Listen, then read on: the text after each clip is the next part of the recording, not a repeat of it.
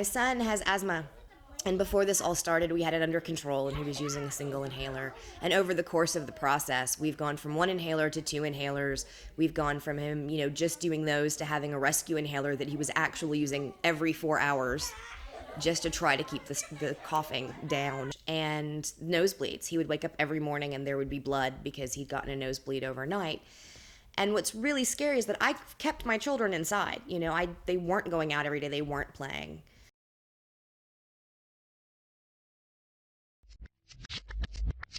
Fracking is a form of natural gas drilling, an alternative to oil, because the oil caps fill and bringing jobs to small towns, so everybody's willing. People turn on the lights and the drill is making killing. Water goes into the pipe into the ground. The pressure cranks fishes at 1,000 feet down. The cracks release the gas that powers your town.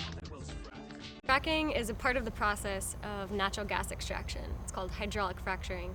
Basically what they do, they drill a horizontal well, and they inject up to 10 million gallons of water laced with chemicals, over 600 chemicals, and they inject it at really high pressures, so the bedrock actually fractures, releasing the gas to come back up to the surface. And those chemicals that they use include known carcinogens like benzene, methane, formaldehyde, some really nasty stuff that we don't want anywhere near our groundwater or the air. This was going to be our, if not forever home, for an awfully long time home. My kids are small, they're just starting school, so we figure we have another, 18 years of being in the community. And it was a quiet area, it wasn't on a major road, and it seemed safe. All of a sudden, I'm living on an industrial site, essentially, sandwiched in between 3 wells, and you hear big, really long words like, when you think about things like benzene and all the methyl this and ethyl that, and just, it's really scary to think you don't even know what you're being exposed to. There's no way to know. They're not going to tell us what all they're using, and they're combining them in such a way that the health effects can be devastating.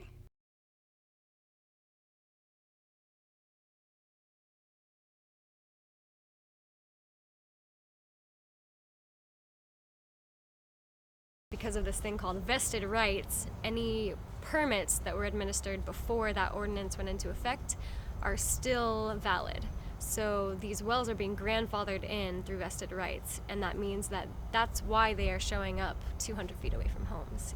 What we're finding is that people are moving in next to these gas wells thinking, I thought it was a water well.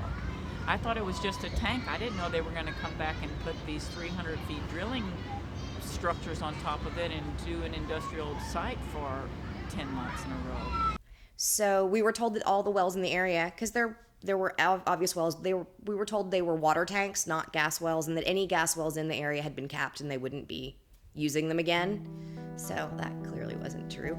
Supposedly there's not a single block in Denton that doesn't have at least one well going underneath it.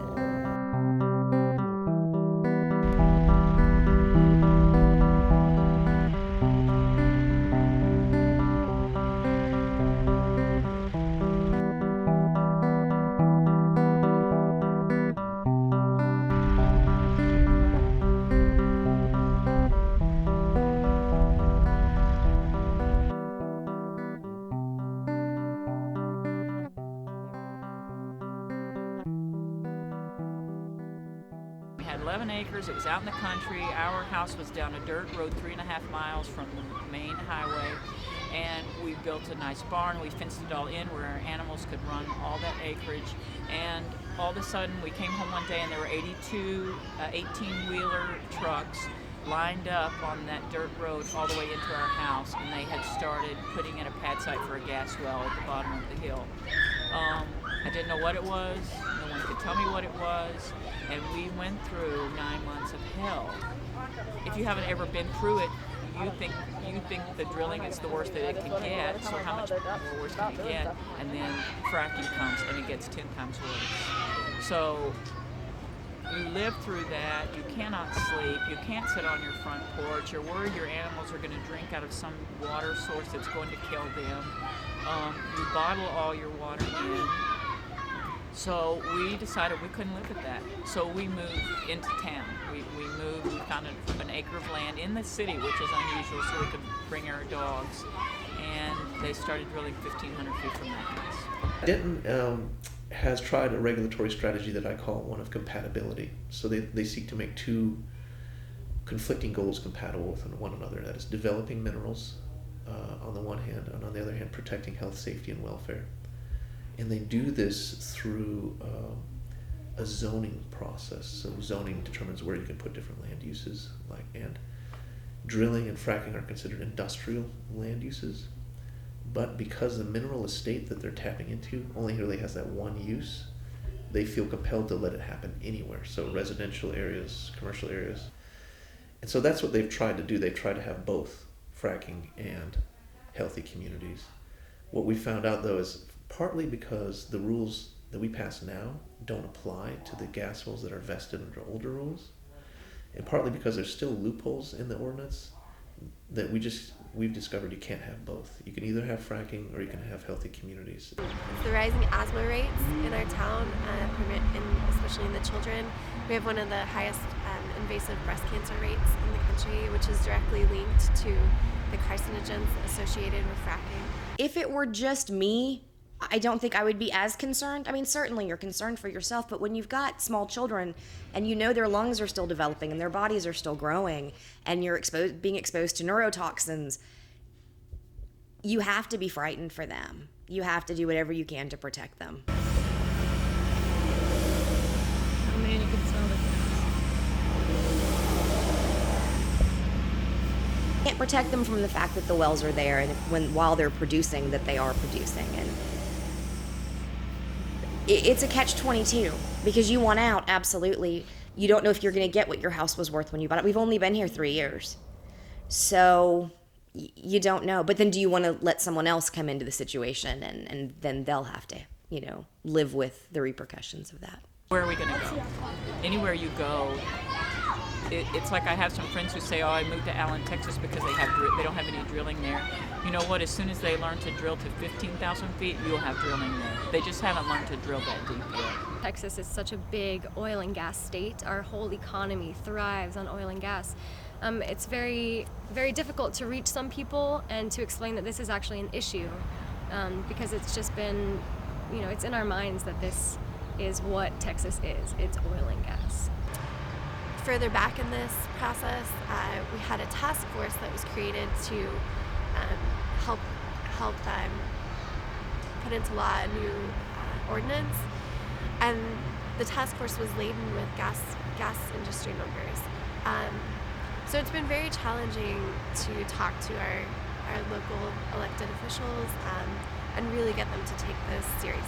It's a political heartbreak because I've been to city council meetings and I've spoken and my friends have spoken and acquaintances have spoken and we've held the floor for hours and we've said we do not want this, please represent us, and they just refuse to.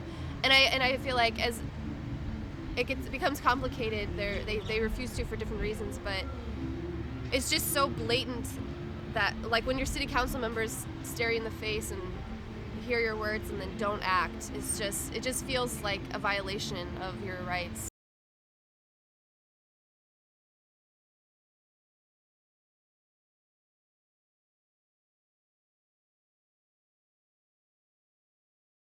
We're empowering people to say yes or no they don't want.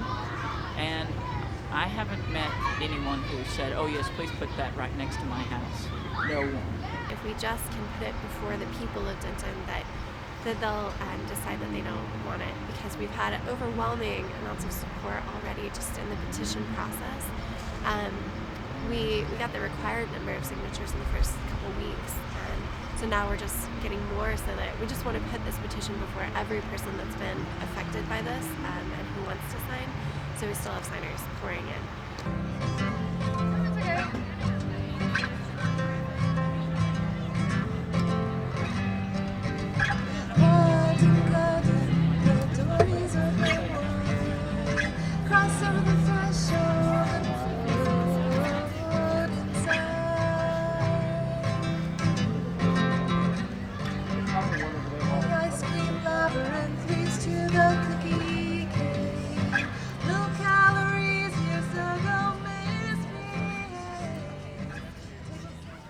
So once we turn in the signatures on May 7th, it will go to the city council. They will check off all the signatures. They'll scratch off as many as they can, and then it will go to a vote. So if they accept it, it becomes a law. If they reject it, it goes to the November ballot. I think that it will pass. And then that opens up a whole new can of worms, possible lawsuits. The industry's going to fight back very hard, but we have a legally defensible document here.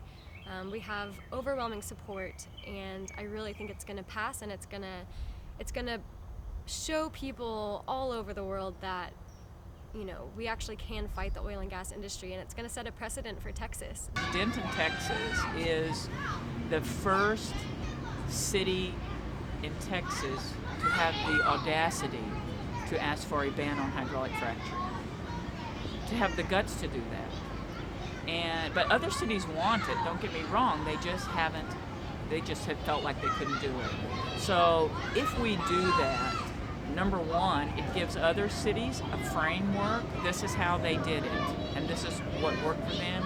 And it gives other cities a precedent, and it empowers other cities to do it. So if they don't squash it in Denton, if the industry doesn't squash it in Denton, then it's going to happen in Crum and Ponder and Decatur, and it's going to happen in all towns where they're drilling. They can't have that. They're going to have to try and sue us and stop it. And Flower Mound has been sued 6 times by industry. They've won all 6 lawsuits, and in 2 of those lawsuits, industry had to pay for the court cost. So we're going to be sued, but there's also a precedent that we're going to win. I think the one place that would really make a difference if fracking was banned would be North Texas, because this is where it all began. This isn't a red or blue issue. This is a health issue. That affects everybody. The air that you breathe, the water you drink, that goes across party lines. I don't want to see another family go through what my family's gone through. That's what's motivating me. We've been fracked. It's happened. But they can come back and do it again. There's 5 years, 7 years from now, they could come back and do it again, and I absolutely don't want that to happen. So if we can get the signatures and get the ban on hydraulic fracturing passed, then nobody else in the city of Denton is going to have to go through what I've had to go through. And I don't want to see that happen to anybody else. Because it's terrible. Their kids couldn't play in the yard. They can't sell their homes. They go to work and they're tired because they've been awake all night because of the noise and the lights. This is America, People shouldn't be living that way. So we'll stop it. That's what we'll do. We'll make them sorry they ever dealt with it. Take their rigs and go home.